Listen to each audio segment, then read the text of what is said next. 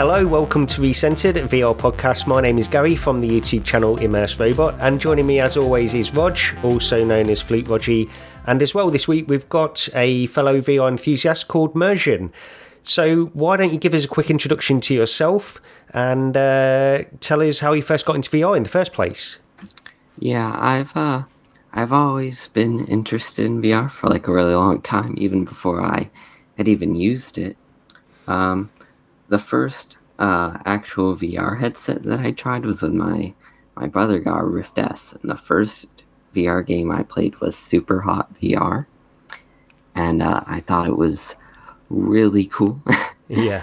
And I still remember the feeling the first time I took the headset off. I was like, whoa. Yeah. So yeah, I've gone through a lot of VR headsets. I pre-ordered the Reverb G2. I was one of the first people to get it, and then it was really buggy, and I immediately returned it. Okay. So actually, just on that point of the Reverb G2, so did you?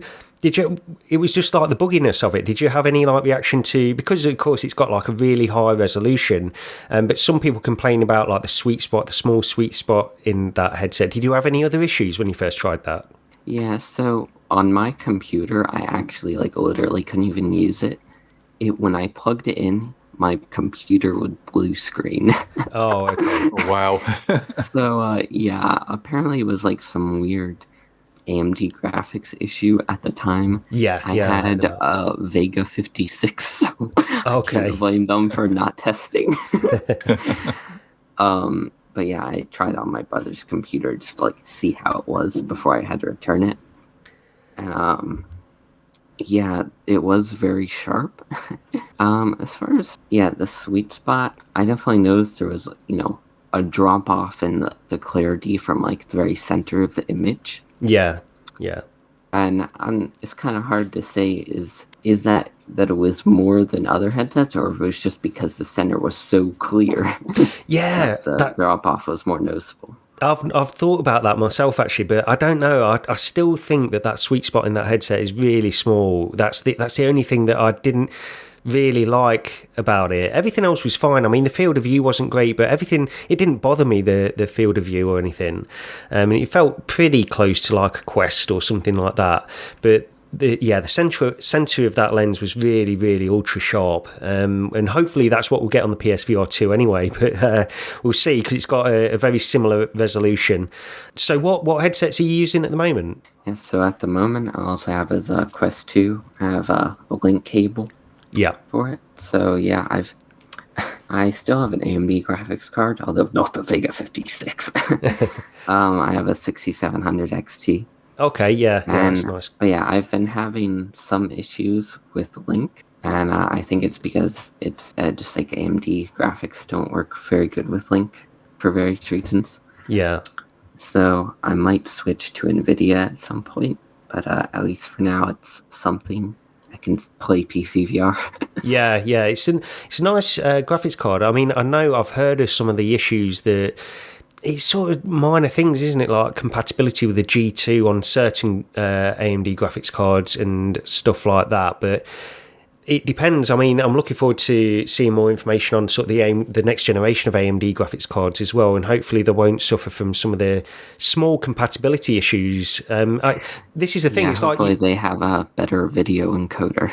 yeah, because everybody seems to prioritize NVIDIA, and of course they hold the price and stuff like this. But we'll see what happens with the next generation of AMD based on the NVIDIA announcements. Yeah, with people were talking about, the NVIDIA card is being overpriced, and I'm very curious to see the prices on AMD's next generation of cards. Yes. It'll be really funny if NVIDIA overstepped and AMD is like, no, you will die. Yeah, we don't know what's going to happen with that, because this is the thing.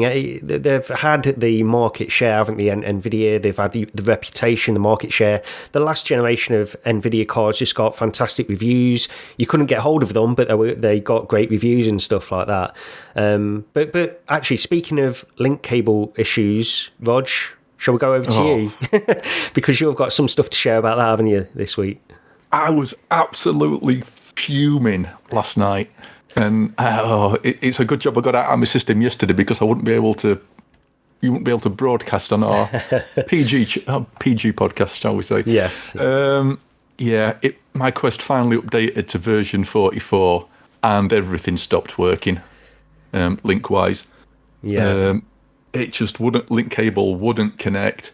Airlink connected, but then Steam VR wouldn't see anything. It was an absolute nightmare. I was tearing my hair out. But then on the Coffee and VR Discord, I think it was Shocks on there, said, "Oh, it's a bit of a known issue. Some people, just make sure you're not in the public test channel, and then just do a, go into your software settings and do a repair. Click the repair option." I thought, repairing software for me has never solved a single issue in my life, I don't think. It never solves a problem. But I did it anyway, and hey presto, everything's back to normal again. But yeah, for a good hour or two, I was perturbed. Yeah, you're not the only one. Definitely some other people have been having this issue, haven't they? I've been noticing on like subreddits and places that people have been complaining about the update on the Quest 2. I always get something wrong. This is the... Yeah. Get your act together. I've not actually used a lot of VR in the past week, but I did go on to just today just to check what version I was on. But, I mentioned to you, it says version 46, but I don't know if I'm checking in the right place anymore because... Yeah, there's two different version numbers, and I don't know why they do that. No, I'm not too sure. But speaking of link cable issues, the first topic was the Pico 4 and the lack of DisplayPort connection. Oh, yeah, we'll get into that. Yeah, we'll get into that in just a second. But so, Rog, what else did you want to talk about? Just what you've been up to this past week before we get into the news? Right, yeah, a few things. Finished Resident Evil 7 finally, so it's my first Resident Evil game ever completed. Okay. And really good. Really enjoyed it. It's very much sort of a find the key to get through the next door sort of game, but yeah, decent all the same, and nowhere near as scary as people try and make it out to be. Yeah. But then again, like I say, Alien Isolation spoilt everything for me horror-wise. Everything else is just tame in comparison. Yeah. The new 20,000 Leagues Under the Sea update for mini golf, the new DLC. Yeah, pretty good. Brilliant attention to detail. But then again, most of their courses are. Exactly. Yeah, it surprised me actually when I went in Labyrinth. The attention to detail, just the little touches that they had in there, because I had no idea that was the first piece of Walkabout DLC that I got into really, and it surprised me. It made me want to get the others. Did you play Mersion? Did you play any Walkabout at all? No, I haven't actually played it yet. I've heard people saying it's really good, but I haven't gotten around to playing it yet. I probably will at some point. Yeah, it's like I've had it for such a long time and I really enjoy it, but it's only when you go in there with other people. It's definitely like just a great place just to have a chat, honestly. Like you could do a podcast in there, I think. Yeah, definitely. I'm sure I thought about that before, and I thought you could have something called Talk About or something. Yeah. And then I literally went online and somebody was already doing it. Oh, really? Congratulations. Somebody had Rec Room. Yeah, somebody had already come up with that name. I thought, blimey, that didn't take long. No. A couple of other things, though. Now, if you grew up in the 80s, especially if you lived in the UK, I don't know if you remember that there used to be an old animated series called The Trapdoor.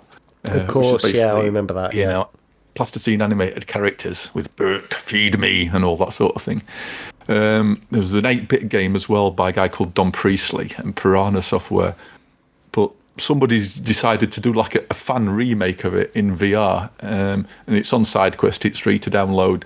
It's got its issues, and it's a work in progress, and it is only a fan made thing. Yeah.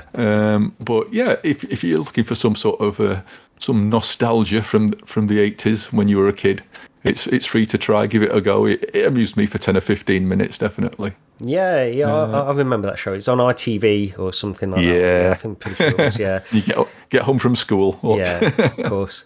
You sent me that, so I will give that a try at some point, because of course, I'm into retro gaming as well, so I've got all this nostalgia stuff, so I like to try all of these things. But yeah, is there anything else you want to quickly mention before we get on into it? Yeah, the final one is another app lab, is an app lab one, I should say, called The World Beyond. And this one surprised me. It's a mixed reality experience. It requires you to like mark out the walls in your room and your furniture. And the more effort you put in there, then the better the end result will be. And the experience itself only lasts for 5 minutes or so. But it starts with just a normal pass-through view of your room in that low-res black and white view you get. And then like a little cartoon-shaped gun spawns into your room. And so you pick it up and you point it around and it lets you spot a little small creature that's hiding in your room. Right. And it can actually hide behind the real furniture in your room, or at least the things you've spent time marking out at the beginning. Yeah. Then you can find these balls which you can fire about for him to chase, and he runs off after those. But the thing is, you can select point at a wall in your room, hit your trigger, and the wall disappears, and there's a virtual world beyond your actual physical room. Okay. And this sort of blew my mind. I've not messed about with many and looked at any other pass-through experiences on AppLab or SideQuest, so I don't know what else is out there. But this sort of made me like, wow. That's on Quest 2. Yeah. That's pretty impressive. I didn't realize they had allowed for developers to use AR to that level of functionality. Yeah, this is crazy. I think this one is actually listed as being by Oculus. Developers listed as Oculus samples, and you click the website. It does actually go to the Oculus website. Oh right. I did have a look around afterwards, and I think there's some other apps on there that do sort of maybe similar things. There was a paid for app on there that let you do something similar within your home space as well. That will work a lot better on something like the Quest Pro, not with the crappy pass-through cameras on the Quest. This is it. My immediate thought was, I want to see this on a Pro with some decent res cameras and color pass-through, because the thing is, and what got me as well, is this little creature what runs around. It runs in front of stuff, but he also runs and hides behind things as well. Yes. And say if you've marked out where a cabinet is, say against one of your walls, you make the wall behind it disappear, and there's a virtual wall behind your cabinet, but you can still see your real cabinet in front of the virtual space. And it's like my mind was tripping at this point, because I'd seen videos of this sort of thing before, and I'd seen a video of this working. But when you see it yourself, it's like, I've not seen this before, and it's like, wow. And obviously your imagination goes into overdrive. And I think it was James on the James in all caps, yes, on the Coffee and VR Discord. He was going, I'd love something like that so I could play my VR game and not hit my kids as they run through my play space. Yeah. That sort of thing. And I thought, but wow, you imagine playing Beat Saber, you stood in your room, you point a wall, that wall entirely disappears, and then you've got the Beat Saber sort of, tunnel leading off out of your room. The blocks coming out through that virtual space into your living room, where you can then swipe them, but still have, still be aware of all your surroundings. That'd be amazing. And what an amazing demo to show somebody for the first time who'd never tried VR before. Yeah. They'd be sat there in that same room going, oh, I'm in a normal room. And then bit by bit, parts of the room could just disappear. And change, yeah. And until they're finally in a fully virtual environment. That as an initial demo would be spectacular. Well, that probably leads us quite nicely onto the Pico 4, actually. So we can get into this now, because, of course, one of the features of the Pico 4 is the pass-through, which is full colour. But actually, let's just start at the beginning with the Pico 4. So this is a new headset, newly announced headset last week anyway, and it's got a 2160 by 2160 per eye resolution with pancake lenses, which won't be the last time we mention those in this episode. And it's got using the same XR2 chip as in the Quest 2, but it's also got this full color seemingly single color camera for pass-through, which is very high resolution and gives excellent pass-through. But to my knowledge, it doesn't seem to have 3D stereoscopic pass-through as far as we know, although there seems to be a little bit of confusion around this, because some people are suggesting that they could use a combination of the tracking cameras, the black and white tracking cameras, then use the colour camera to overlay, which is something we've already seen from something like the Quest Pro rumours as well. Now, it seems from the hands-on that the actual pass-through on the Pico 4 is a little bit flat, so we don't know if it's sort of got pseudo 3D or something like that. I can't seem to get a clear answer on this on the one thing. But anyway, the Pico 4 has been announced, but Mersion, let me go straight over to you on this. What are your sort of high-level thoughts on the Pico 4? What overall do you think of this headset? Yeah, so I had been waiting very much for the Pico 4 announcement, because I had seen, the Neo 3 Link, and I thought that sounded great. Yeah. But, being in the US, it's not available here. Yeah. And I was hoping that the Pico 4 would be like, the successor to that, and would, still have the DisplayPort link, and that it would be available in the US. And it turned out to be neither of those. Yeah. At least at launch. So probably released in the US at some point. But as far as like a competitor to the Quest 2 or even maybe Quest 3, which we'll talk about later, I think it's a pretty good headset. But yeah, I'm pretty disappointed at, the lack of DisplayPort, because we were talking about earlier Oculus Link and similar stuff like that. It just doesn't really compare to DisplayPort, not just the visual quality and that sort of thing, but it's just, it's a lot buggier, and there's more points of failure. DisplayPort is just simpler.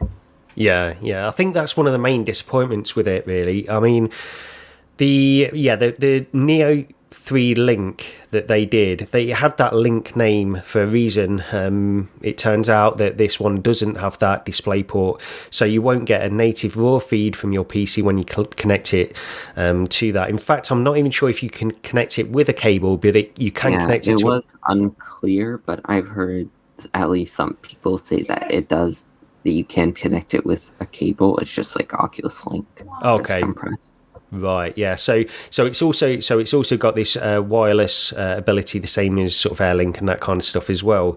That thing with the lack of DisplayPort, it's sort of virtual desktop is already on it. MRTV's been yes. But yeah, the DisplayPort, a lot of people were really looking forward to that. But Rog, what do you think of this when you first saw it? What were your thoughts? Yeah, again, it's a DisplayPort thing. It killed my lack of interest, really, totally. It's the other thing was, if it had the DisplayPort, I really would have been sort of do I go for one of these? Do I get one of these to try it out? It would have been really tempting. But again, it's that lack of DisplayPort. It's like I'm just not bothered. I'll stick with with the Quest 2 for now. It's just, there's no other. I don't know. It's moving over to another ecosystem. I'm not interested in doing that. So it would have been for me to get one. It would have been entirely based around a good link to my PC, not just moving over to something what does exactly the same, as the Quest 2 does. I'm just not interested in that. If I could have got it for the 35% discount, which which Pico 3 owners got offered. Wow, that would have been very tempting, because that had made the 128 gig model something in the region of £249 with the discount, which is like I'll do it. But that aside, it's not for me. Yeah, from my point of view, I mean, I basically look at this headset, the Pico 4, and it to me, it's more or less a Quest 2 in a better form factor with a very slightly better resolution.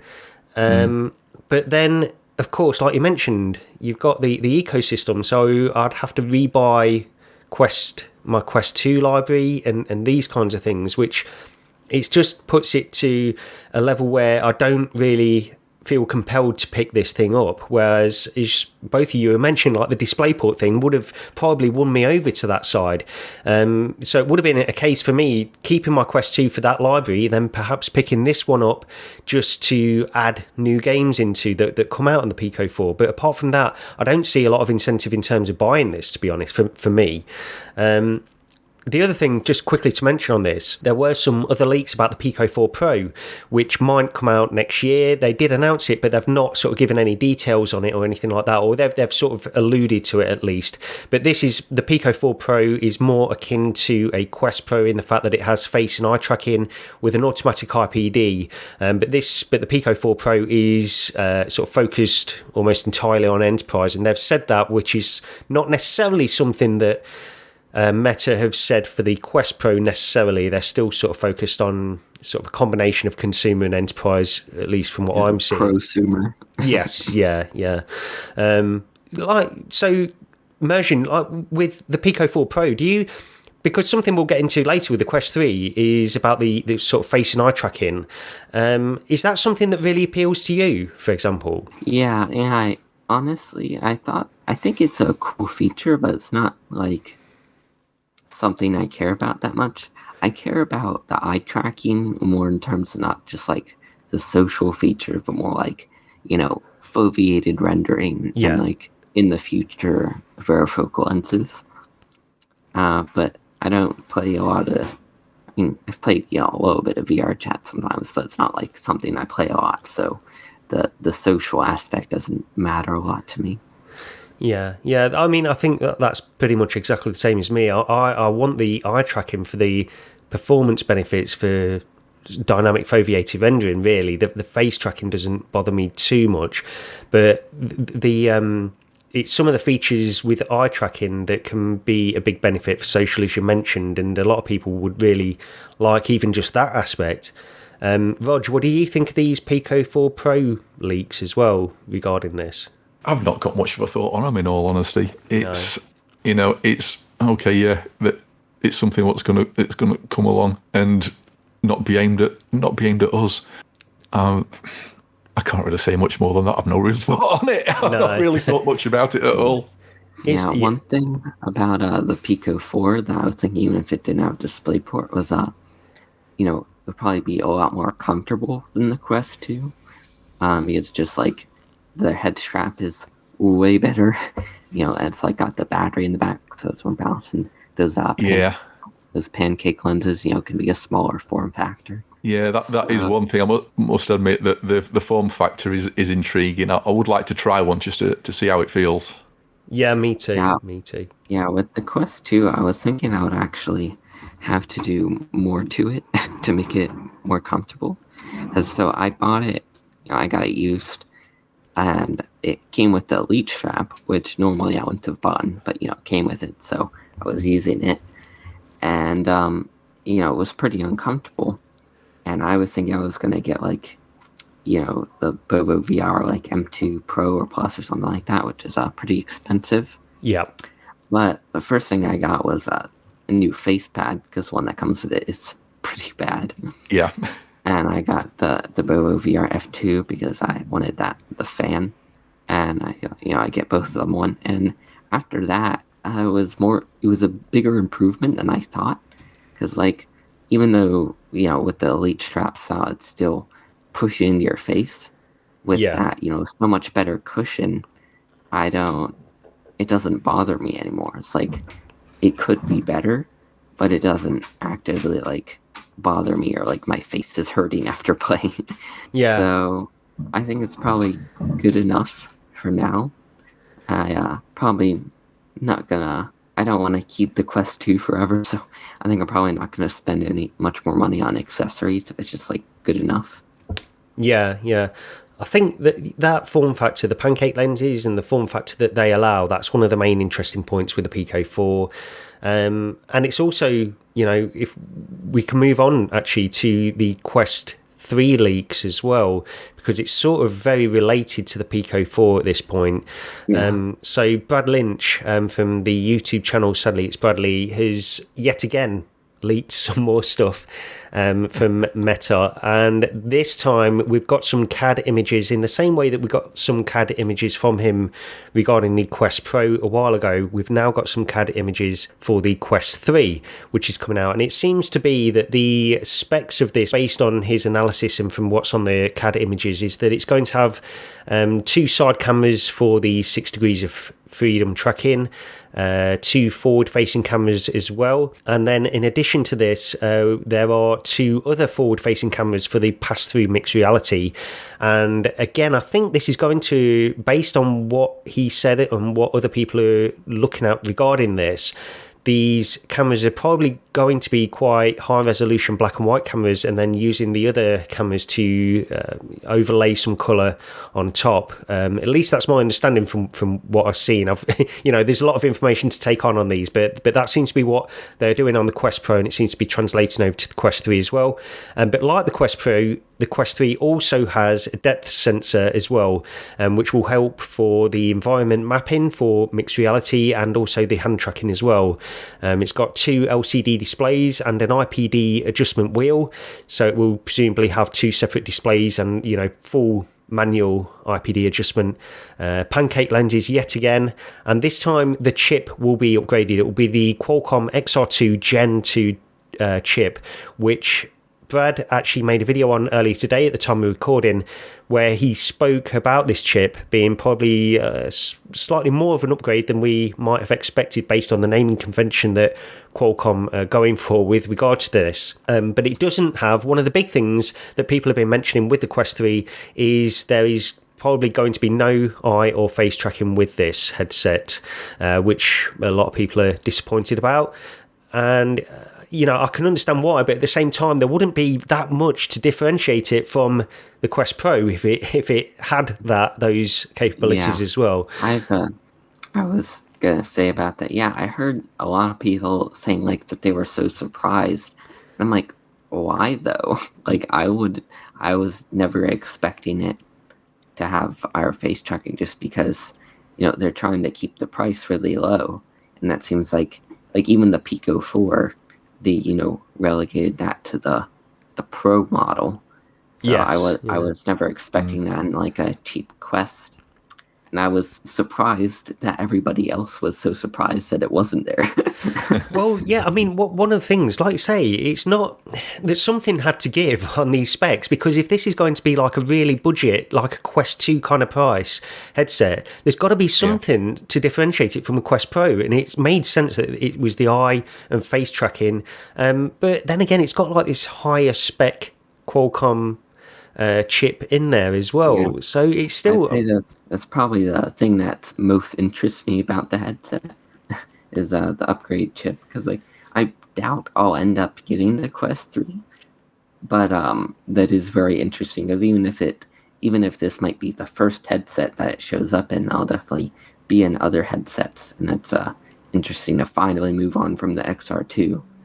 Yeah, definitely, yeah. But Rog, what do you think of this Quest 3 leaks? I'm sure you've seen Did you watch the latest Brad Lynch video as well? Yeah, I did have a watch of it earlier on. It's at the end, I think, right, thoughts in order, speak. Yeah, Quest 3, there's no doubt I'll pick one up. The problem is the Quest 2, the Quest Pro. It's how much is that going to be? Has the whole Pico thing made them change their minds in any way? I doubt if it has, but it's sort of like that hope is there. Yeah. I mean, no matter what, I would be very surprised if it was less than $1,000. Yeah, and this is the thing. It's like a Quest Pro. It's going to be a hard buy, especially if Quest 3 is going to be there next year. It's that's the thing. I'm with you on the eye and the face tracking. It's not surprising.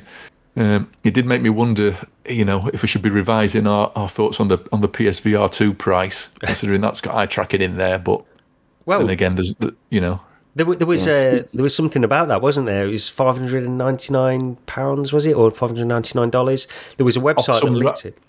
Some random site. Yes, yeah. That's about what I expected, because I think the PSVR 1 was like $400 at launch, and I knew the PSVR 2 was gonna probably be more expensive for a lot of reasons, because, I think the PSVR 1 didn't even come with like controllers. No, it didn't. That was it. It was just headset and well, in some cases you could buy it without the camera as well. Yeah, so the PSVR 2 just has a lot more stuff in it. It has controllers and just the inflation. So I was expecting either like $500 or $600. So it seems about right. This is the discussion that we've had probably more times than we've had episodes of this show, to be honest. because the thing is, I've always claimed that it's very difficult for them to place this, what many consumers will consider to be nothing more than a peripheral at a higher cost than the console itself. And I still think that's a difficult position for them to be in. I think they could easily justify it based on the specs, but it's just a difficult thing to ask the general consumer to look at a PSVR 2 and then look at a PS5 next to it and say, why is this more expensive than that? Yeah. I think it might have been easier sell if it supported PSVR 1 games. Yes, yeah. I feel like their excuse was pretty lame. Like, they could totally remap the buttons if they wanted to. They could remap the buttons, but the problem you've got is even when you're using the move controls on PSVR 1 games, there's no standard common button layout. A lot of games did things differently. Some games it was it's hold the move button to go forward. Other games it might be the trigger. Other games it might be the circle or the square or the X. You'd need something. They'd need to do something like basically Steam VR controller mapping, and then that takes it to a whole other level of complexity. And I think they just want to keep it simple. Yeah, I mean, they could have done that, or they could have just said, the developers still need to patch their game, but they just need to, add a control scheme. They don't need to, remaster the game. Yeah. And so a lot of developers could just, patch their game and give it just, a simple, make sure it's compatible.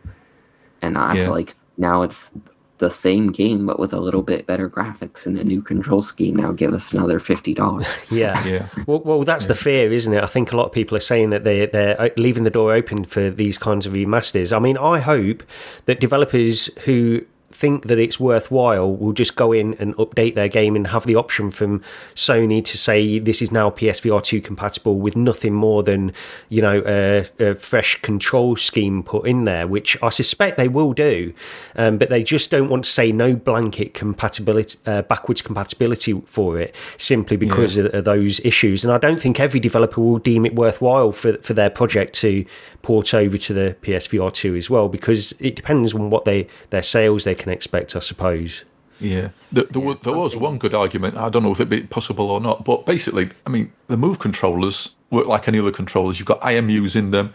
That gives you the moment-to-moment sort of movement and tracking, and then the cameras just correct for drift. Well, would it be possible for the PSVR 2 cameras to track the orbs on the move controllers?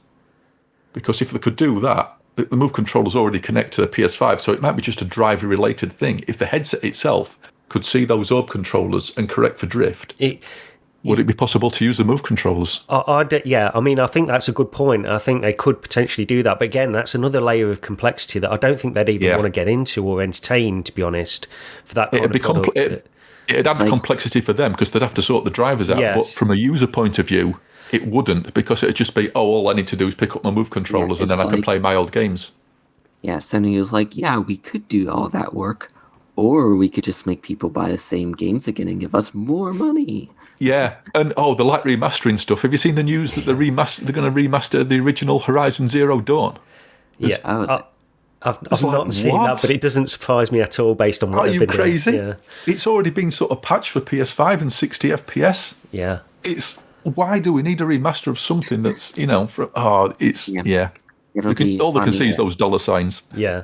Yeah, it would be funny if people are just they're like, no, I'm just going to buy the PS4 version and put it in my PS5. Yeah.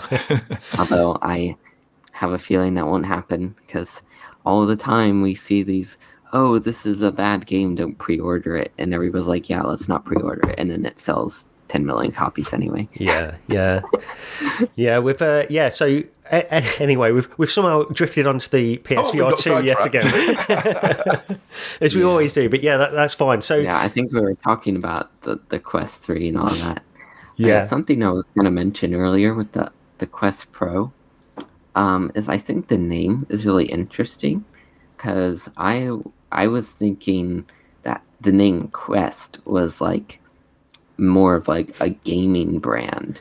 Like, I think a quest is like going on an adventure, and like, you know, it sounds like something played to a game in like a fantasy world. Yeah. So I thought it was interesting that they're calling it the Quest Pro.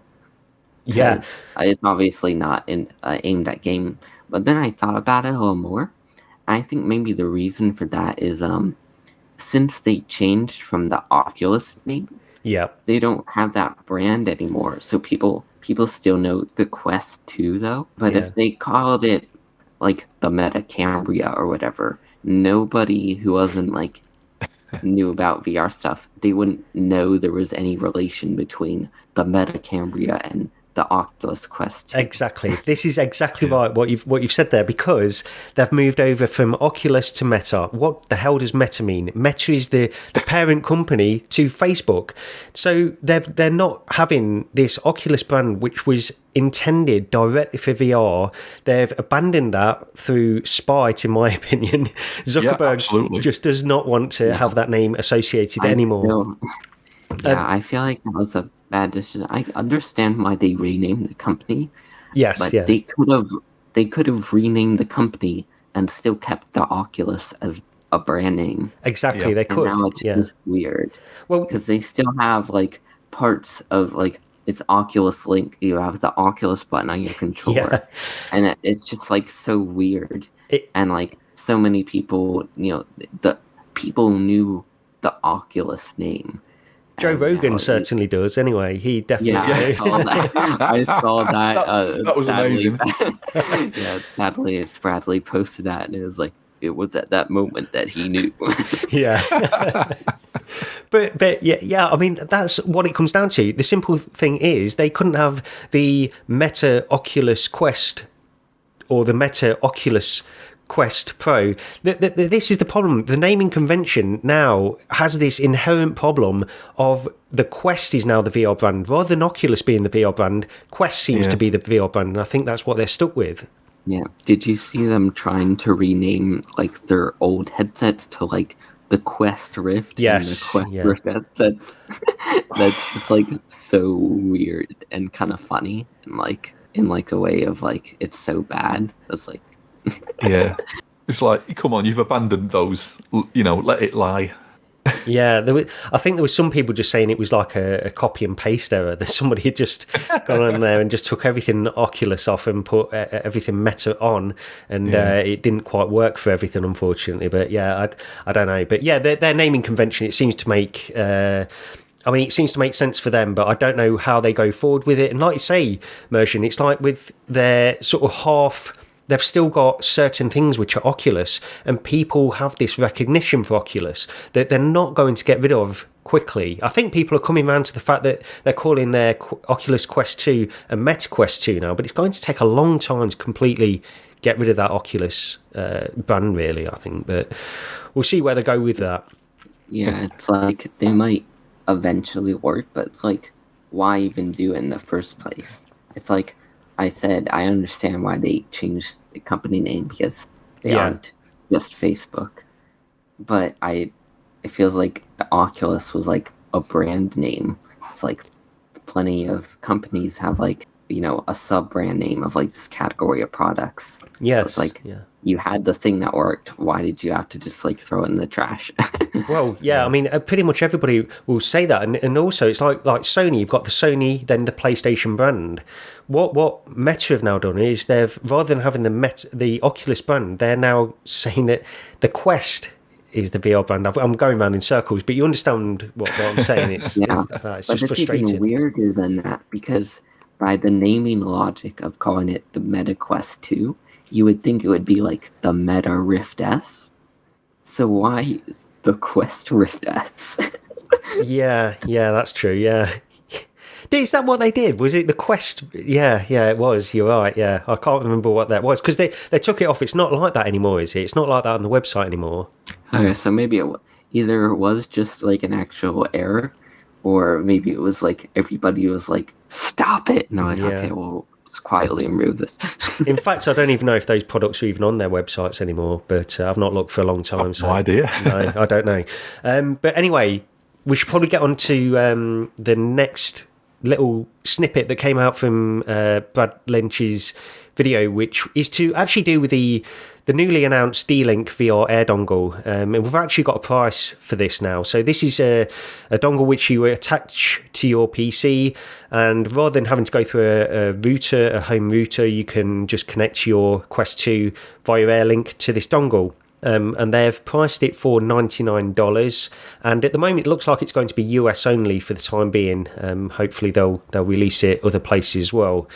Well, let's just touch on that first of all with this dongle thing before we get on to the cloud VR stuff. But yeah, Rog, will you be picking up a D-Link air dongle? I don't know. I think I'd rather pick up a D-Link DWA X1850, which looks suspiciously like the same product and costs half as much. Yeah, that's a good point. It's basically it is basically the same product, isn't it? But I think it's the firmware, I guess, is how they're going to pitch this really. But we don't know. Definitely. We don't know how that's going to go yet. I basically want to see how the performance is like compared to Airlink or Virtual Desktop. Because, I've, like I said, I use Wired Link, and I think, I don't know, like, I used Airlink a little bit before. I think it is pretty good, but I'll still take the wire just for the better stability and, wireless connection just be even more finicky, which is already have had issues. Yeah. So, if you've not tried Airlink in a while, it might be worth revisiting because it shocked me. I'd been using the cable. I'd got back into using the cable again because I've been using a Rift S for ages, and then I'd always had problems with the link cable. But I tried it a few months back, and I was surprised at how well it was working. And then I tried Airlink, and that shocked me again because Airlink or Virtual Desktop was always bad with my setup. It was never a good experience.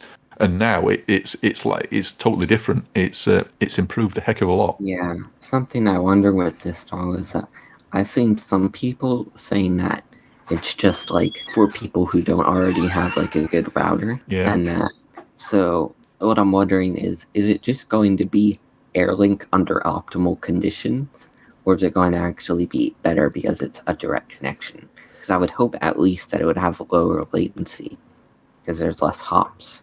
Yeah, you definitely hope so. Well, I think the thing what you're paying for here is basically the ease of setup, plug and play. It sees your Quest, and you don't have to configure anything. Yeah. You're paying for the convenience, and that's where the markup is. Yeah, I mean that's one of the things that I want to know. I want to know if there will be any sort of performance advantage of using it or not. I suspect there won't be over a dedicated router, but it's possible that there could be. But I think you're right, Roger. I think it seems to be that they're focused on this ease of use with this particular device, and it makes sense. I think it's good that they've got this on offer, but at the same time, you could pick up a relatively cheap dedicated router for £30 or something like that, and it would give, if you've got like a direct Ethernet connection to your PC, you've got it dedicated just to the Quest 2, you'll get a fantastic Airlink experience. I've used this for a long time, and you can get, even on, it doesn't need to be a Wi-Fi 6 and AX router, you can do it on an AC router. As long as it's dedicated, a relatively cheap one, it will give you a great experience with Airlink. I'm struggling to see what benefit I will have, but I would absolutely love if it did have some real performance advantages, because that would give me incentive to pick it up, I suppose. Yeah. Did you see they were taking a dig at Virtual Desktop in their advertising? Yes. Yeah. Oh, I didn't see that. What did they? Basically, on one of their graphics, they were showing like, you've got like your PC, you've got your router, and you've got your normal router, and there's latency. But here you've got your dongle, and it's so much, it's so much lower latency. It's faster and everything. But on the graphic for where it's showing that, that using a normal router introduces latency, it literally said on the graphic virtual desktop. Yeah. So they were suggesting that virtual desktop was adding to the latency where their dongle wouldn't. Yeah. That's kind of funny because, it seems like everybody agrees that virtual desktop is better than Airlink.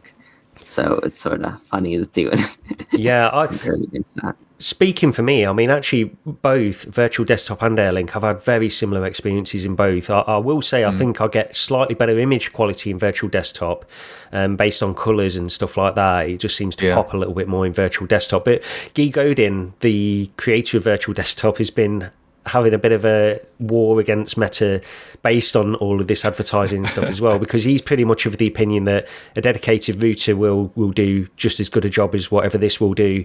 It definitely seems like they've been had a tenuous relationships. It's like they try to ban virtual desktop from the Oculus store. There's been it's like he kind of has to stick with them for now because that's where 90% of the user base is. But well, yeah, I mean, I think he's done quite well out of it anyway, to be honest. I think he's doing okay. But also I think he's got the opportunity to port Virtual Desktop to any of the other devices that are going to be coming out, like the Pico 4 you've already mentioned. Pico 4 will be having Virtual Desktop as well, so it's great for that, because we don't know sort of how good the wireless solution on that will be with their integration, which doesn't seem to be great from some of the hands-on reports so far, but we'll get more info on that as we go on. But related to this D-Link Air dongle is something that came out of, well, there's been rumours about this for a while anyway, but there was a little bit more information from Brad Lynch's video regarding what he's learned to be called Project Razor, which is the cloud VR efforts, and it's a partnership with Meta and United States ISPs in order to, what they say, to get the internet metaverse ready. And they're testing it at the moment, I believe. I think at the time we're recording this, it seems that they might be testing it in like a closed beta or something like that for cloud streaming games such as Lone Echo, Beat Saber and Horizon Worlds on the Quest 2. And it's really very much a beta. It's going to allow sort of developers to experiment with cloud-enabled or cloud-first content on standalone HMDs. The advantage of this, of course, means that all the hard processing is done not on the HMD itself, but on an external PC in a data center somewhere. And then you'll get higher fidelity VR content, but at the cost of possibly some latency, which they're trying to work their way through. And finally, the next phase of this will be using 5G streaming. Yeah, I think it's very interesting. I've seen some people have already kind of had their own solution of using services like Shadow PC to basically have their own version of this, which to me that sounds like it would be terrible. But I mean, the fact that some people are already doing it means that, there are people who are okay with going that route. So why wouldn't Meta want to, make their own version that's better and, kind of capitalize on that. Yeah. Sorry, I've got a bit of a cold at the moment, as some people might have guessed, so I'm struggling in a little bit. But that's exactly right, the Shadow PC thing. Rog, have you had any experience with cloud VR stuff at all? No, not at all. And it's not with VR stuff. I've played about with streaming games, via console and stuff in the past. But it's one of those things. It's never been good enough for me. You can see the compression, you can see the image quality isn't as good. You can feel the latency. Yeah, it's I feel like it's inherently going to be worse than something like Airlink or Virtual Desktop because you're already wired. I mean, actually, maybe you could do it wired, although wired to your PC, but then your PC is just streaming. But yeah, the whole thing with the cloud situation is, I definitely think that. And I mean, future. I mean, a couple of decades. I don't know. It's got to be the way to go if you ever want to get to your sort of Ready Player One idea of the metaverse. where it looks that good and it's that good for everybody and everybody's got the same connection. It's got to be done in the cloud, Yeah. but we're so far away from that. It's I don't know if they're jumping the gun, if they're going too early or not. I don't know. As far as graphics, I think like 15 years from now, just like a good like high-end gaming PC could have like really good graphics that you wouldn't need like cloud computing. I think the bigger problem is just like if we're talking about building out Ready Player One, Oasis is like the whole multiplayer aspect of like having all of these people interact. That just like the networking challenge is gonna be nuts. That's why it's like I feel like in some ways we're definitely gonna talk about Bonelab later, but I feel like Stress Level Zero, in terms of like their physics engine that they're building, is kind of like they're building towards like a single player Oasis. We'll figure out the multiplayer later. Yeah, I think because I've tried Plutosphere. I don't know if any of you guys have heard of Plutosphere. It's a cloud streaming VR service that it does. I mean, it impressed me more than I expected. It was it was far better than I expected it to be, but it was still there was latency, there was compression artifacts, and all of these other things. But it's an early stage, and I agree. I think it's still a ways off before we get sort of something that's usable for the masses. The other advantage, I think, though, is that rather than because it might be a way off, and I think the end advantage that a lot of the companies want to get to is to simply have better, smaller form factor headsets which don't need all of this processing on board. They don't need so much battery power. This is the big thing as well. Yeah, it will require much less battery if all the processing is being done off site. Yeah, one thing that would definitely help the cloud streaming is if you didn't need like a PC, it would just like the headsets. I mean, even the Quest 2 has its own network connection. As like, why add the PC as an extra step? Yeah, no, that's the entire thing. Is like I say, if you want to get to that, Oasis level thing, the headset's got to be pretty much dumb. Yeah, and everybody just connects to the cloud. That's the only way that sort of vision is going to happen. It's totally possible in like a few years from now. If you had hardware, like if you had, like you're saying, a headset that was kind of built for this, and you had something like a WiGig 2 or that type of like really good wireless connection. Yeah, it's like just like direct to well, I guess the headset was just like connected directly to some sort of box that just like was not necessarily a PC, but was just like a node that was connected to Ethernet.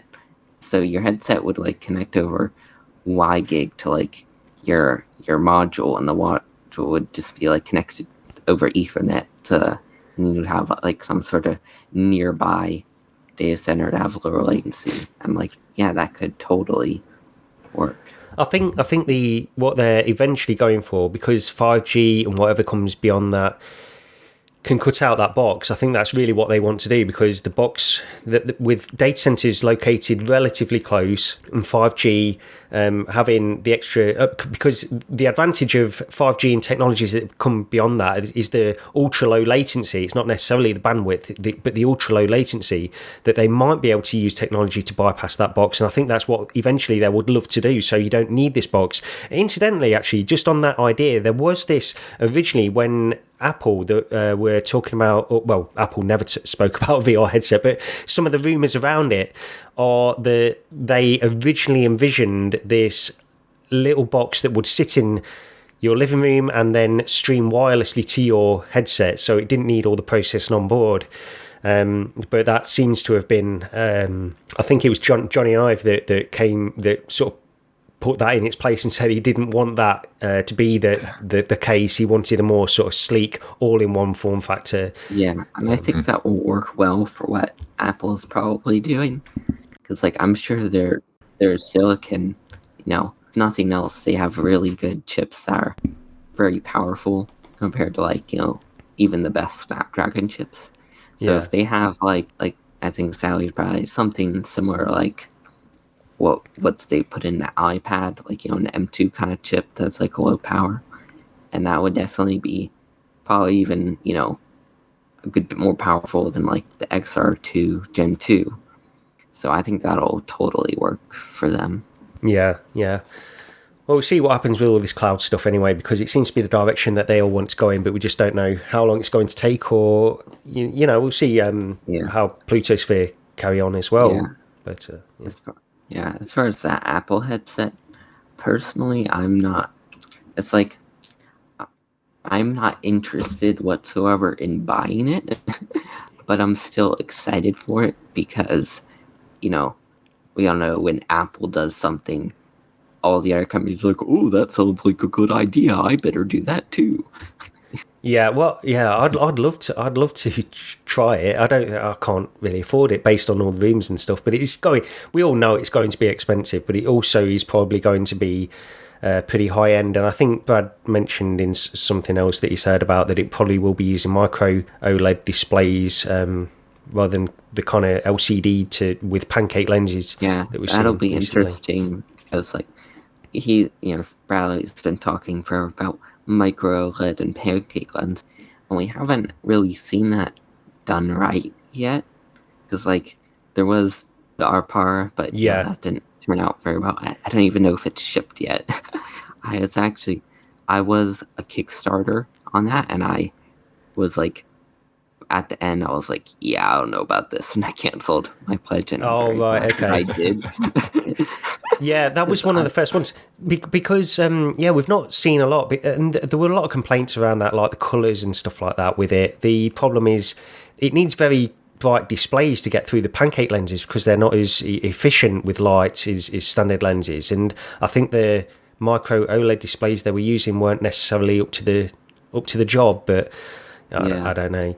But it's since then we keep seeing these headsets that are they have pancake lenses, but then they're just using LCD, which I thought was funny. What happened with the Vive Flow, where they had the pancake lenses, and he thought, well, surely it's got to be micro OLED, right? And he was hyping it up. Yeah. And then it was just a crappy media viewer headset with LCD. It's oh, well, that's lame. I think it'll be interesting if Apple might be the first kind of headset like that, assuming that the Decker doesn't come out first.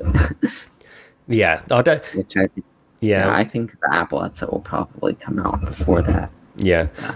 Probably won't get into the Decard on this show because there's plenty to get into on that.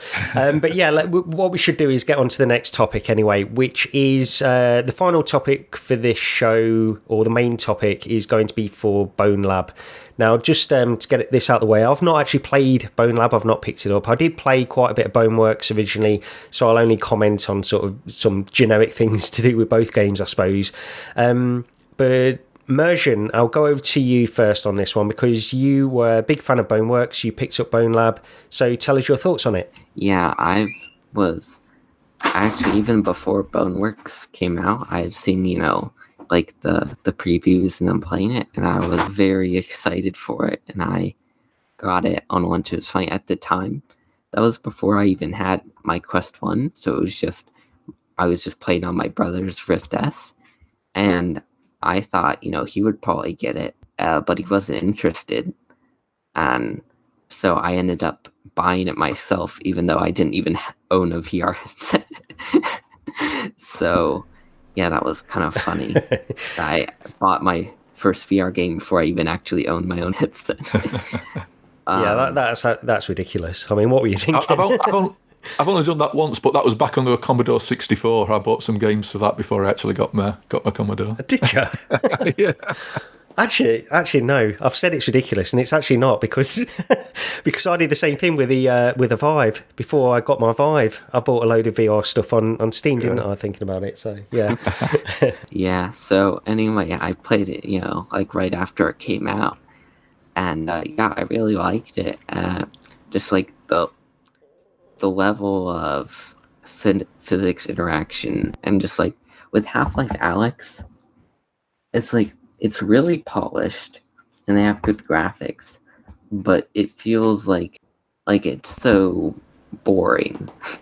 You're just glued to the floor, and only you can move like, oh, these certain objects on the shelf, but then other things that's like feels like you should be able to interact with, and it's just like, made of cement. So yeah, it was just like in Boneworks, even though it felt like a very, very early version of like this game. I feel like Bonelab and Boneworks, even though they were released as separate titles and their future games, I kind of, in a way, kind of think of it as just like one game that they just keep on working on and releasing iterations of. From what I've seen, that's what it seems like with Bonelab. So yeah, I was just like in Boneworks, just like how every obstacle you could, it's like, oh yeah, there's this fence and you're supposed to break the lock on the fence and get past the door, but you could also just like climb over it, if you wanted to.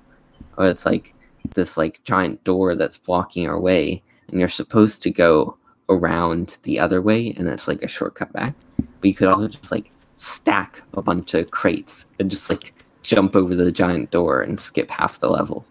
Yeah. So is that like because with a comparison to Half-Life Alyx, that doesn't allow you. It's a more linear. I understand it's like a more linear sort of curated kind of experience, I suppose, Alex. Whereas Boneworks gives you that freedom to experiment within these physics, which I can appreciate. Is that the main attraction for you? Yeah, it just feels so much more immersive to me. It's like, even though I'm not like some people who just like completely forget they're even in a game and will do some crazy things. Yeah. But it just feels so much more natural to play, and it's like Half-Life Alyx feels incredibly gamey. Where it's like, and you're just like so limited, and it was very fun. But I haven't played through Half-Life Alyx since it came out. Like, I played through it once. Part of it is that the intro is like really slow. And I don't want to like skip the first couple levels, but then I always like start playing it and then I get bored.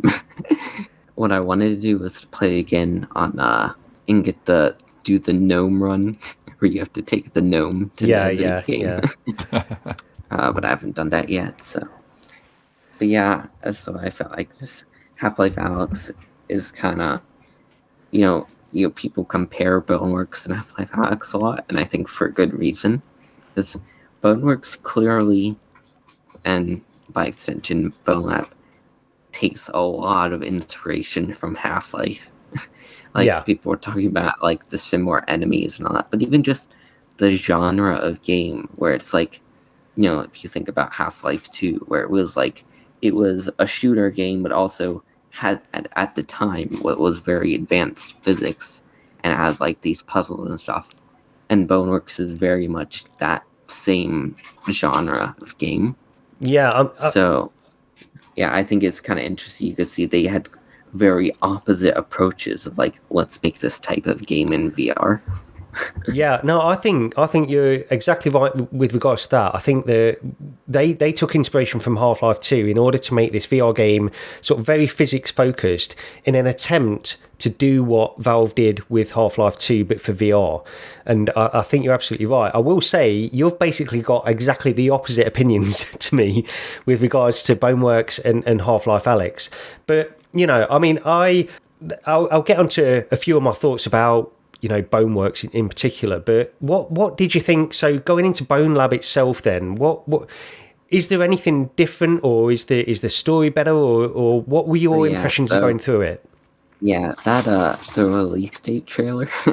So I was kind of leading up to that. So the Quest 2 that I have, I was very not planning on getting a Quest 2. I just like saw one for like really cheap. And I just like went and bought it because I was like, I figured if I didn't like it, I could just like flip it. But I ended up keeping it, and I'm very glad that I did, because when they announced the Bonelab release date, and they're like, "Oh, by the way, it's coming out in 6 days." So I would have just like had no VR headset and had no time to get.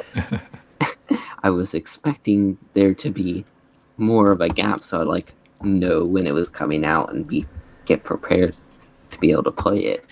So yeah, I'm glad I had the Quest 2, and I got Oculus Link set up, and I really like it. It feels much more polished than Boneworks. Boneworks in a lot of ways kind of feels like a beta game, which part of it is they kind of explain in the story of the game. You're in MythOS City, which in the game is unfinished. Yeah. So, but it's like the graphics just like look way better. All the menu and UI, it's like the actual like location of like where the settings are and how it works is the same. So I don't have to like relearn it, but just like it looks and feels a lot better. And I think the physics definitely has been improved. There are some things that might have gotten a little worse. The main thing I noticed was so the climbing, I can tell they tried to improve the legs, how they work. Yeah. Because in Boneworks, when you're climbing, your legs were just kind of dangling, and if you wanted to like climb up on top of something, you would actually have to press the crouch button to pull your legs up, like on top of it. And a lot of people didn't get that and like couldn't figure out why they couldn't climb on top of ledges. And in Bonelab, they kind of made it where if you're on the corner of a ledge and you put your hands like downward, like you're pulling yourself, your legs will automatically pull up. Okay. And so I can see they've tried to improve these things, but the legs can be a little weird sometimes. Where I've had times where I was like trying to climb up on a weird ledge and I just like got kicked off it. So I think they might be able to improve that in updates and stuff. Kind of like they kind of did that with Boneworks too, where it's like the climbing was more janky at launch, and it was more like shaky and weird stuff was going on. And they updated it later to be better, and it was pretty big. So I'm thinking they'll probably do that for Bonelab. Yeah. So yeah, there's definitely been a few bugs and weird stuff, but yeah. So one thing that was really weird. So people talked a lot about how the campaign is sort of confusing, as after you like get through the introductory part of the game and you end up in like the hub area, some people don't realize how to continue the campaign after that, which I think is definitely they could be a little more clear on that. Yeah, it's not quite guided from what I've seen, is it? Yeah, you have to experiment in there. What confused me was so they're in the lobby, there's like a menu board that shows different stuff. It shows like your stats and stuff. And there's a menu that says campaign, and it shows all the levels. But what's really weird is that it will let you select any level even if you haven't beaten it. So you could just like get to the hub area and then teleport to the last level. Right, okay. And I was so confused because I was like, am I just supposed to click level 2? Is that how I'm supposed to continue? Like, that doesn't seem right. And I ended up having to like look up a video. But yeah, it was like really weird. I wasn't sure if that was like how you were supposed to continue to the next level.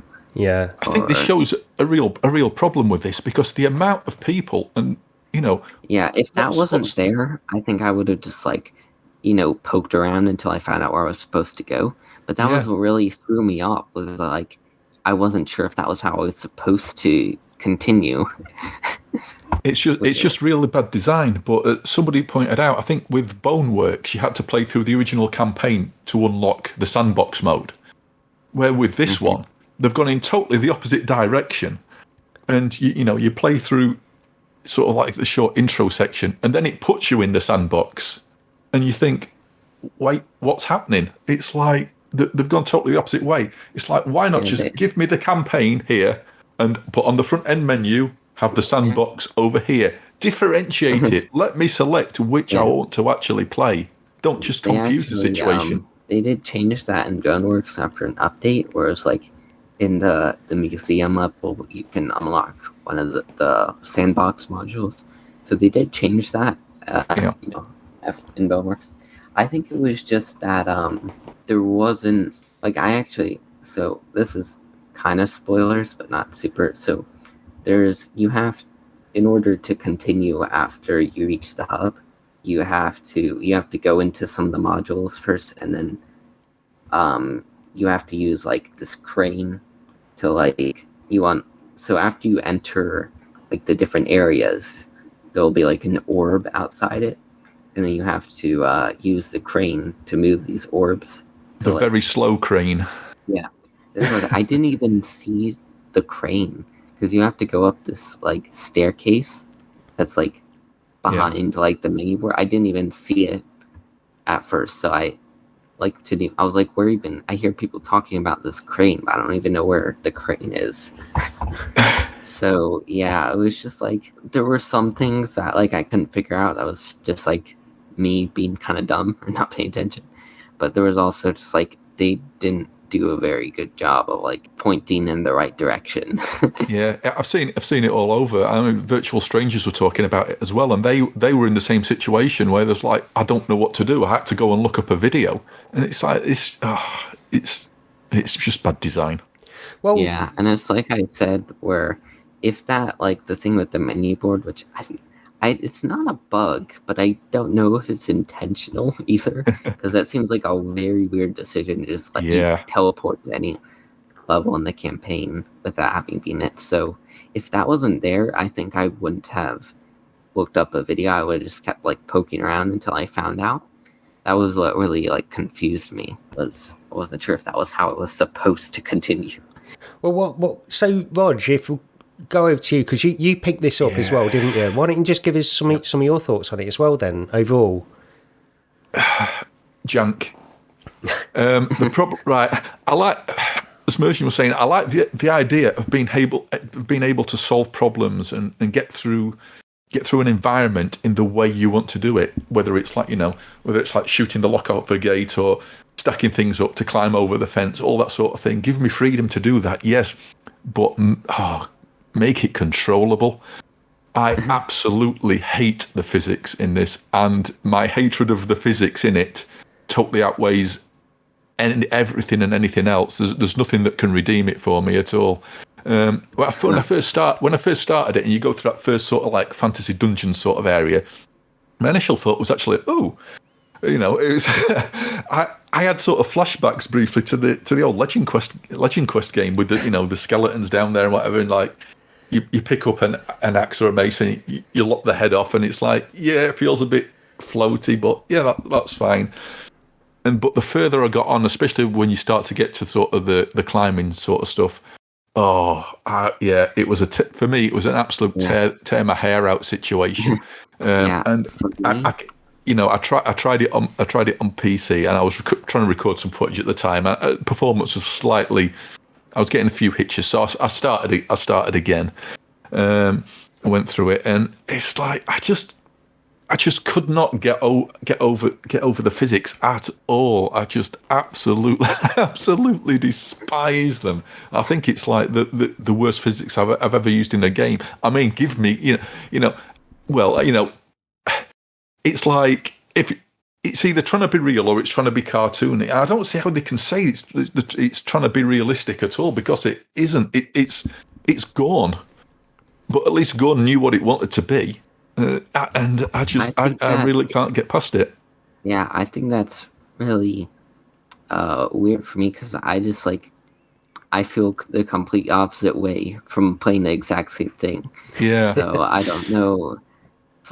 One thing I have to ask was, when you were like moving heavy objects, were you using both hands?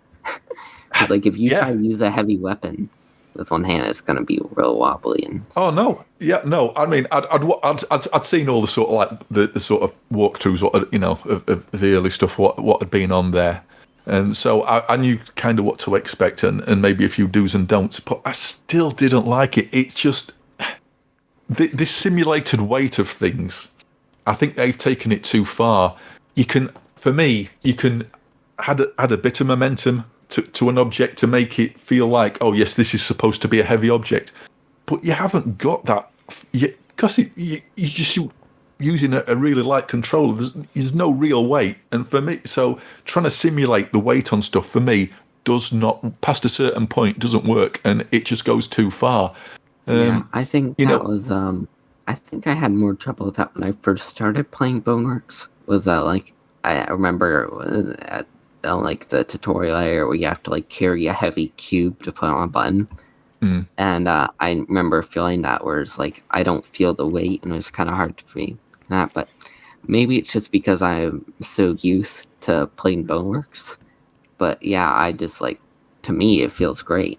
I'll say it's a massively divisive thing, isn't it? It's because there are two definite camps of the people who absolutely love it, and for them it's the greatest thing ever, and for other people it's just absolutely awful and shouldn't exist. I think there's an element of pushing through with this, and I can understand that. For me, Boneworks, like I've tried several times to really get what it is and to understand it. The thing that gets me is the inverse kinematics. I just can't get past, and this is something that I've said before. To me, I feel like Stress Level Zero are pushing beyond what current VR hardware can do. They're pushing it, and I appreciate a developer trying to experiment with these things. That is something that I'm glad they're doing, but it doesn't necessarily mean that I need to enjoy it as well or buy it at this point. Yeah, I definitely think, it's not for everyone. No. But I think that's interesting that what you're saying about the inverse kinematics, that bothers you so much. Yeah, it really like, does. For me, unless it's like, like just like actively bad, then I don't really care that much. I remember, I'm not sure if it was really that bad or if it was just something I noticed, but while I was playing Creed, that VR game, yeah. I just felt like it just seemed like it was really weird. And I remember like your virtual body, when you look down, it was like too far out. So like I was like, my actual body isn't that far ahead of me. It feels like it's not lined up right. One of the things for me is with Bonelab, it's your body can sort of be the problem as well. It gets in your way. Sometimes I feel it would have been so much better if you just had a pair of hands. Yes. Because things, your body catches on stuff, even things you're holding, because you've not got that awareness of actual proper weight. You can be holding something and walk along, and all of a sudden, something you're carrying can get lodged or stuck on something else, and you're totally unaware of it until things start going weird. There was one point which I actually thought would have been really cool if I'd have actually meant to do it. I was carrying the mace along and actually managed to wedge it in some double doors. So basically, it formed almost like a barrier, and I thought, wow, that would be amazing. Whack the mace into the door and wedge it in there, and to wedge these doors shut, so potential enemies couldn't get through to you, and that would be amazing if it hadn't have done it on accident. And now I'm struggling to get through the damn doors. It just kept doing things like that. It's just everything kept getting in the way. One of the things that I just want to mention as well regarding the inverse kinematics for me in Boneworks, for example, is, to me, having the full body there, it wouldn't bother me necessarily. Like in Lone Echo, I actually quite like the inverse kinematics in that particular game, but it's specific to that game just because of the sort of the lack of gravity and the freedom that you have with that. In Boneworks, the problem is that, for me, that every element of your virtual body can hit things when that's not necessarily the position of your real life body. And I'll find myself having to manipulate the controllers in order to fool the game into thinking where my arm is in real life, in order to not collide with things. And I'm sort of gesticulating here as I talk about this, but you can't see that. But I know what I'm trying to say anyway. But that's the only thing. Like the inverse kinematics and the fact that the full body has physics is the issue, the janky issue for me. Yeah, I think if the body wasn't there, I think I'd have a way much better time. And give me if you can't do the body perfectly, get rid of it. Just give me a hand, maybe some arms. I mean, Red Matter 2 had arms, and the best thing I can say about that is I forgot they were there. because they didn't get in the way. Yeah. Yeah, that's interesting what you're saying about your arms getting away, because I don't think I've ever really had that, problem when I'm playing Bonelab. But yeah, I've certainly, know people will have issues with like it being janky sometimes, but I think it's interesting, like that you just like playing didn't like the physics and just thought it was like completely bad. That's interesting to me. I think this is why people have such stark opinions of it, because some people can get on with the inverse kinematic seems to work for them. For others, it seems janky or it's frustrating too much for them to even push through it any further. And I know, like, you're appearing on this podcast, Mersion, and Rog and I were on one side and you're sort of taking the other side, so I appreciate you being here anyway to provide a little bit of balance. To be honest, that's part of the reason I wanted to get you on here, just to have that other side. But yeah, it's difficult to sort of persuade people from one side to the other at all with this as well. That's something I've noticed. Yeah, and speaking of you're saying pushing through, another thing, of course, is the motion sickness or VR sickness. Yeah. And I definitely feel like I think most of the time it's about the same as Boneworks, because you're doing pretty much the same things. I think what was really VR sickness inducing was the vehicle sections, or like when you're riding in the go-kart. Because what the thing is normally in Boneworks or Bonelab, even though you're like moving around in game without walking, it doesn't turn your head without your input. But like if you're in the go-kart, your view is glued to the go-kart. So if you're like in the go-kart and you like go off a ramp and your go-kart flips over and does a barrel roll, your whole view is gonna oh right. So yeah, that even that got me. That's sort of that's a separate point that I've heard a lot of people say about the motion sickness side of it and stuff. And for new people, I mean, I've never really suffered from motion sickness myself, but people do advise this not to be their first VR experience. Oh yeah, and that's definitely yeah. They have like the warning. It's like for advanced VR user, but I just know with all the hype around it and it being on Quest, there are gonna be so many kids who's like, "Oh, I want the cool new game," and then they play it and get sick. Oh, there's definitely a lot of kids playing it. Did you see the reviews on the Oculus Store within minutes of it launching? It was absolutely ridiculous. Right, I was looking at it, and at the 30-minute mark, there were 600 reviews on the Oculus Store. Yeah, a lot of them with stuff like, "Oh, I'm still in school. I haven't actually played it yet, but this is the best game ever." It's like, oh, come on. And speaking of that, makes me wonder, though, something I noticed with the Boneworks community is even before, like, Bonelab, it seemed like there was, like, a whole lot of kids there. And I didn't understand why. Because it's like you get it with something like, a Rec Room and VR Chat, where it's like it's a free game, it's on Quest, and of course a lot of kids are going to be playing it. But Boneworks was like the complete and total opposite of that, where it's like it's PC VR only, it takes a pretty good computer run, and it's made for like VR veterans that can deal with like the motion sickness. So I'm like, why are there so many kids here? It doesn't make any sense. Yeah, I agree. It's absolutely crazy. There's definitely kids out there with a lot of pocket money, apparently. I think it's a lot to do with sort of content creators on YouTube as well. I think there's a lot of YouTube videos about Boneworks and some of the weird stuff that you can do in that. So I guess that can attract people to it as well. Just watching it. It's like GTA 5 videos, just the weird physics in GTA 5 and the amount of views that they get from kids and stuff as well, I suppose. Yeah. I think there's definitely a generational thing with this. I've seen a few people mention it now, and maybe we're just getting too old, Gary. Maybe we just don't appreciate these sort of things. Yeah. I don't know your age, Mersion, but I don't need to ask. But I guess you're younger than us. I'm 40. I'm 42, so almost everyone is younger than me anyway. But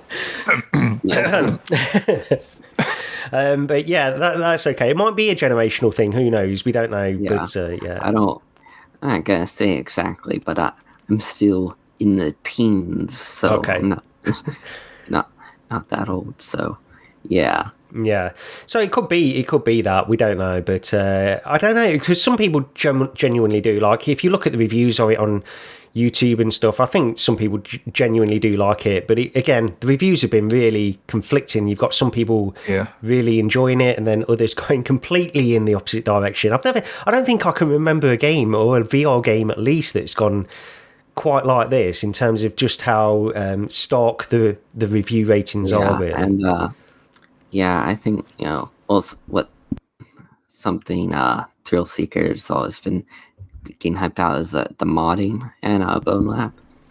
That's something that's definitely very cool. I've already seen some pretty cool looking mods.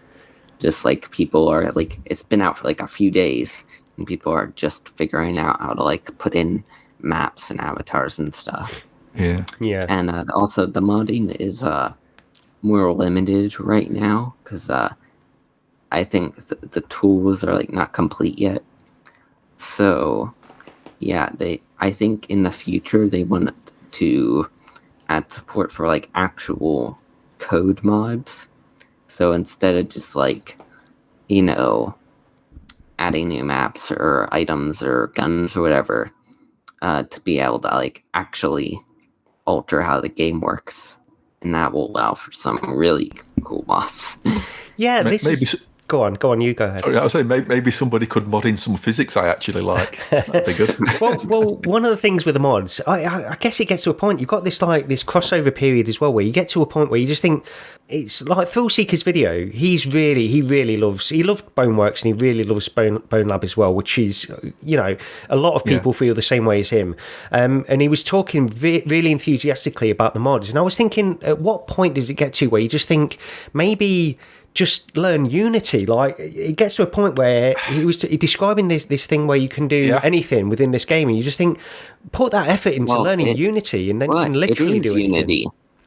It is Unity. Exactly. So why rely on Bonelab to mod? The thing is, I totally get it. It's like, you don't want to build your whole game from scratch. And Bonelab, for people like me who love the physics and interaction, it's like, if there are a lot of maps I've seen that are just like ported from like, that have been in like VR chat, or like I've seen like Steam VR homes and stuff. But I think it's more interesting in Bonelab, because in like VR chat, you're just kind of like, you kind of feel like a ghost that can barely interact with anything. Yeah, that's true. Yeah. So having that in Bonelab, where you can actually feel is more immersive, like you're actually there, you can walk around, you can climb up stuff if you want to. And it's like, you already have a good base, at least for the people who like it. Exactly. Yeah, So, I think that's it's like, so that's where it's special, I suppose. Because to start off with than creating your own whole game. Yeah, if people like the physics, they like the base and that kind of stuff. The only thing. So sorry about that. We had a few technical issues on Discord, is the case, and we're just back now. So there might have been a sharp cut off from the previous conversation to this next little section, but we'll carry on. Just finish off with this Bonelab discussion. So Mersion, why don't you carry on where we think we ended anyway? Yeah. So the last thing I was starting to talk about the story in Bonelab, and I think compared to Boneworks, it's kind of interesting. I feel like so there's kind of the two parts that people talk about. There's like the actual part that you experience when you're just playing through, and then there's like the lore and like the deep story of the games. Yeah. And it's like, with Boneworks, it had really interesting lore and like the story that was going on in the background. But if you just played through it the first time, you barely had any idea what was going on. And I feel like in Bonelab is in a way kind of the reverse, where it's like, I like the presentation of the story, and the guy who's talking to you on the radio, I feel like the people who did the videos in Boneworks, I don't think they were actors. I think they were just probably just like people who worked at SLC. And it was like fine, but wasn't the best acting. But this guy Jimmy Wong, I think he is like a friend of the group who like they know before, but he's also like a professional actor. So you can tell there's a better quality acting in this story. And I thought it was really interesting. But as far as like the continued story of Boneworks and Duck Season, which I'm not gonna get a lot into, I'm not gonna spoil it, but I feel like this didn't expand on it a whole lot. It felt kind of more like a side quest. Right, okay, yeah.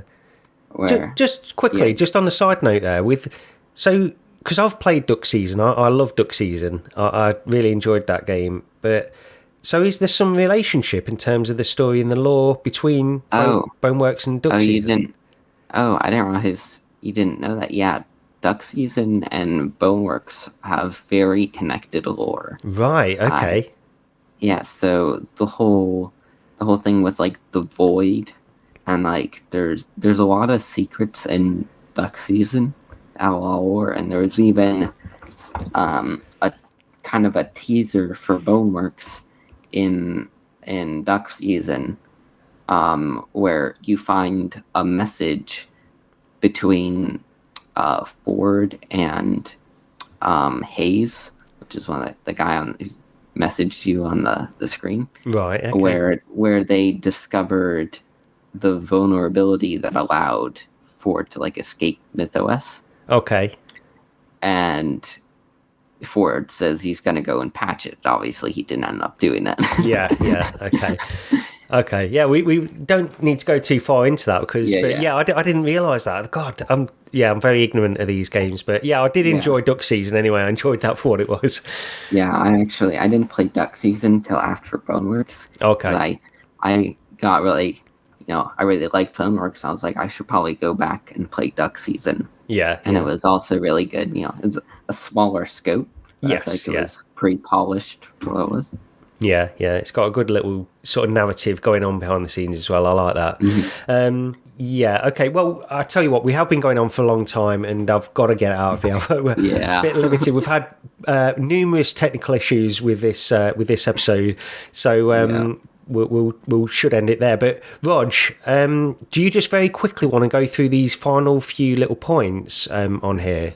Okay, yeah, the Oculus app referrals and the gift cards. For anybody who doesn't know, using your phone app, you can now, on select titles, and it seems to vary from person to person, generate 25% off referral links that you can then give out to your friends, family, random people on the internet. So they get 25% off the game you've given them a referral to, and in return, presumably after the 14-day cool-down return period, you get a $5 store credit for yourself. You just do that from the app. You just go into the app, into your games library, click on the ellipses, the little three dots at the bottom right, and if you can generate a referral link, the option will be there. Then you copy that link and just give it out. You've got to do it from your game library, though. Don't go to your purchase history. The option doesn't show up and you're on the actual purchase history itself. So money off for people and a bit of store credit for yourself. Yeah. The final point is it looks like gift cards might be on the way. Shocks, who I mentioned earlier from the Coffee and VR Discord, he've noticed that there's now a gift card option on the phone app under the wallet. I'm not sure if it's actually active yet or not, and it seems to be that it might be in the US only to start with. But finally, you might actually be able to, to gift credit. Oh yeah, people. That would be great because that was one thing that I thought was weird with like the Oculus stores, like that there's no like way to buy a gift card or anything. Yeah. And people have been asking for this for so long, so I'm guessing it's probably something that's going to get announced at Connect. Yeah, that makes sense. Yeah, I forgot that's like a week away, isn't it? Yeah. That's right, yeah. Speaking of which, actually, Roger and I will probably be back next week. We might have an extra episode after Connect, if all everything goes according to plan, but we'll see about that. But yeah, that has been episode, is it 3? It's episode 3, isn't it, of Recentered, the Recentered podcast. Thank you very much for joining us, Mersion, and giving us a bit more balance on Bonelab, because that was one of the reasons I wanted to invite you on, especially, but also to talk about all the other stuff as well. So at least we've got both sides of this. This quite it was fun being on the podcast. If you ever need another third person on the Yeah. We'll get you on at some point in the future. Of course, we've actually got a bit of a queue for guests. Believe it or not, there's a lot of people that seem to want to be on the show. So yeah, I'm sure when you put that post out there on Twitter, Yeah. So we've got a few people that want to come on, but yeah, we'd love to have you on some other time as well to give some opinions on some of the stuff that you like as well. So we'll sort that out. But thank you very much to everyone watching and listening to this podcast. And as I say, Roger and I will be back next week, hopefully after MetaConnect, with an extra episode. We'll record that and then release it the following day, hopefully. But we hope to see you there. Thank you very much, and we'll see you next time. Cheers, everyone. See ya.